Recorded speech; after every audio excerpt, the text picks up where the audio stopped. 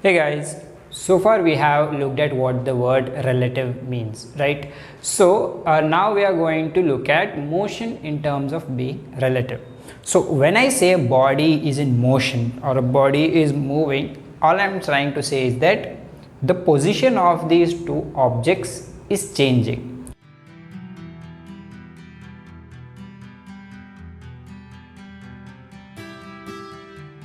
Okay, for example, if I start with these two objects here, right, I start now. Okay, now after 10 seconds both the objects are still in the same position, they did not change their position. Now even after 5 more seconds, if I see, they are still not changing their position, right? Now if I say ki now they are moving like this, after 5 seconds more, here, here and here. So if I see with respect to the cat, the position of this elf is moving, right? The position of the elf is moving. He was like a bit far, now he's closer and closer and closer, right? So motion is described as whenever the position of an object changes with respect to time, okay, because it takes time for an object to move, right? So we say change in position of an object with respect to time. That is how we define as motion.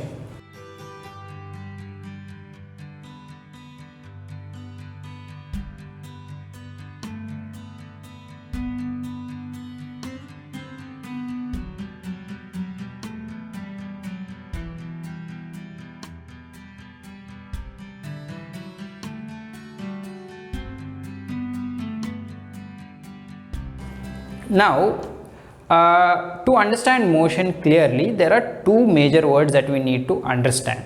Okay, now these two words are going to be something that we'll try to enact with a scenario. Okay, now I have set out all of these toys here. Okay, I'm gonna try to enact something to show you how we understand motion. Okay, I'm gonna start with cat 1 here. Okay, so cat 1 starts here at, let's say, time equals to 0. Okay, cat 1 takes 5 minutes to come till elf. Okay, so in 5 minutes now it has reached elf. It will talk to elf, and then after maybe another 5 minutes it is reaching this stone. Okay, now after it will take another 10 minutes, it will go on a different path like this.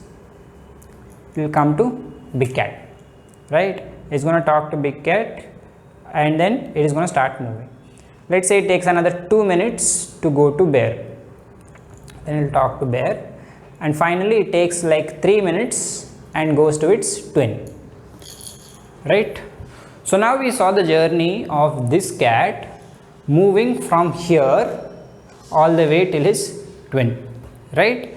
Now it didn't go directly there. It came to elf, then went to the stone, then went to the cat, then to the bear, and finally to its twin. So it has covered a big long journey and covered by motion this whole path. Okay, it has moved with respect to everything, because it was there, then it was here, then here, then here, then here, then here. So what we are going to do, we are going to try to understand its movements on the whiteboard. So I am going to now change the view to the whiteboard.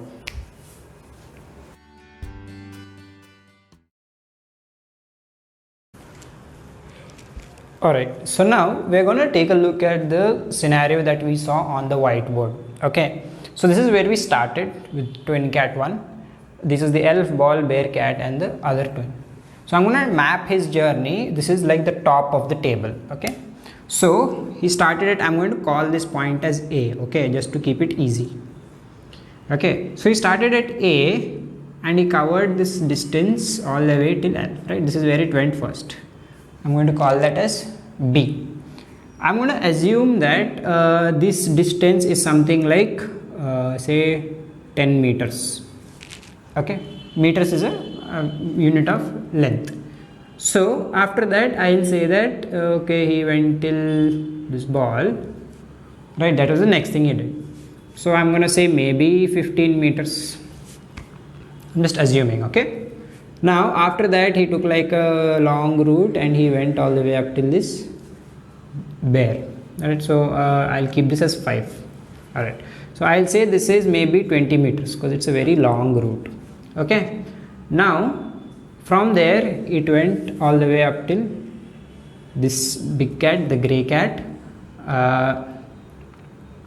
I'm gonna say that is another 7 meters. Okay, from there finally I'll say that okay, he went from there all the way till this twin. I'm going to call this 8 meters. Okay, now you see that he went all the way from point A to B and then B to C, from C to D, D to E, and finally from E all the way till the last point, that is F.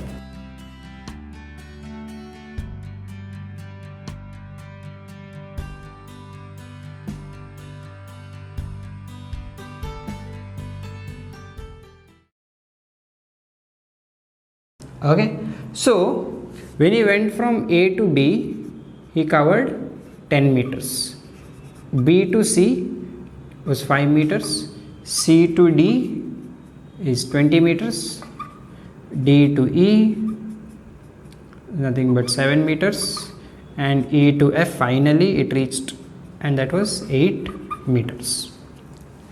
Right? So this is all the distance that it covered.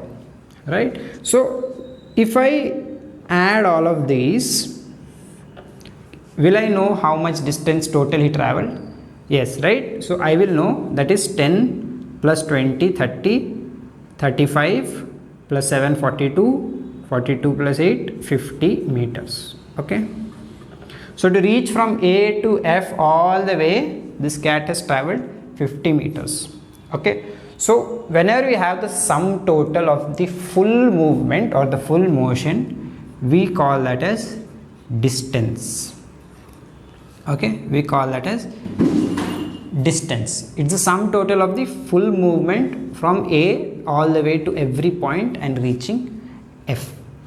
Alright, so the first part of movement we learn is distance.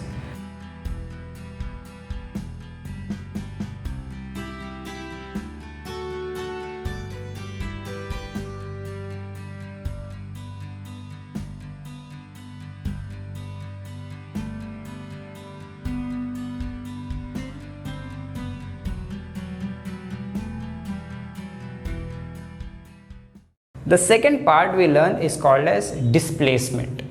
Okay, so when I say displacement, I am talking only about where did he start, where did he stop, and what is the distance between them. So I know he started from A, right, and I know he reached all the way till F. So I am trying to see what is the distance between A and F, the straight line or direct distance. So I am looking for this length. Okay, I am trying to look for this length only. I don't look at all that right now. Okay, so let's assume that is say another 30 meters. Okay, so if you just check the dotted line from A to F, that is nothing but 30 meters. So whenever you look at the direct distance between starting point and ending point, that is called as nothing but displacement. Okay, so displacement is nothing but distance between the start point and the end point.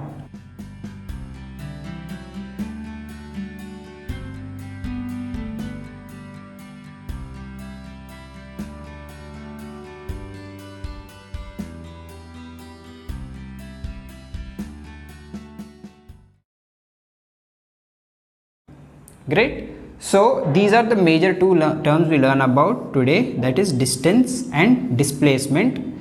Distance is used in a different way and displacement will be used in a different way. For the time being, be aware of what is distance and what is displacement.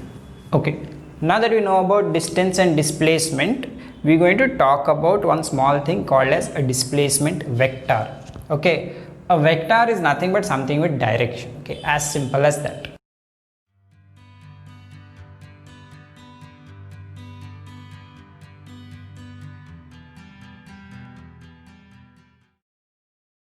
So I'm going to make a mini map of this over here, okay, at the bottom of the page. So it goes something like this, then from there all the way till there, then like this all the way till here, and like this, and all the way till here, right, from A to F.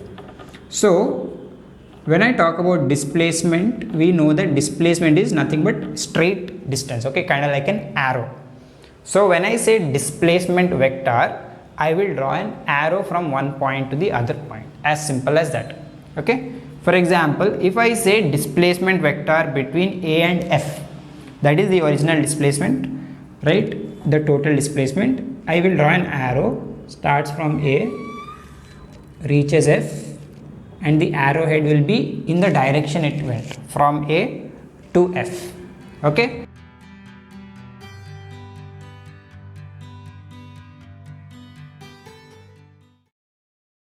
If I have to talk about A to B, the displacement vector will be from A all the way to B, like that. Again, the arrowhead pointing towards where it went, okay.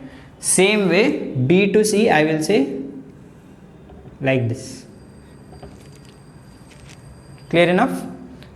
Little more thing, it doesn't have to be between every 2 points. I can also say between D and F, okay. I'm skipping E. If I say between D and F, I will say starts from D, ends at F, has to be straight, and the arrow head, okay. We do not have vectors for distance, we only have vectors for displacement.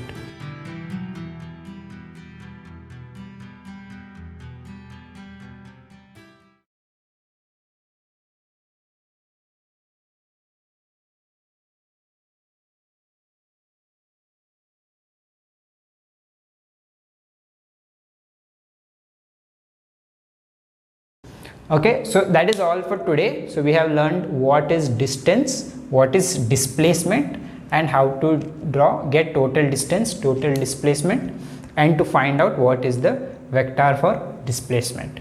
Okay, thank you.